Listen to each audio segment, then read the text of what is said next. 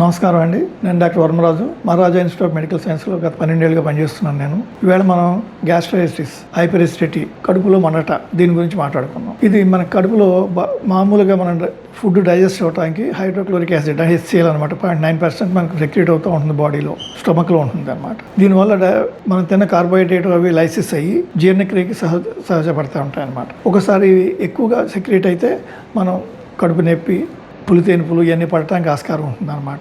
అంతేకాకుండా ఇది నార్మల్గా జరిగేది కాకుండా అబ్నార్మల్గా జరిగేది ఏముంటుంది, మనం చేసుకునేది ఏంటది, అతిగా పులుపు తింటాం, అతిగా వేపులు తింటాం, అతిగా మసాలాలు తింటాం, అతిగా కారాలు తింటాం వల్ల కూడా హైపర్-ఎసిడిటీ వస్తుంది అనమాట.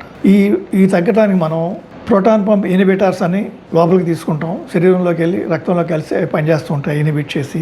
రెండోది లోకల్గా డిసిపేట్ చేయడానికి డైజిన్, జెలిసిల్, MPS, మ్యూకేన్ జెల్ వాడుతూ ఉంటాం నివారణకి.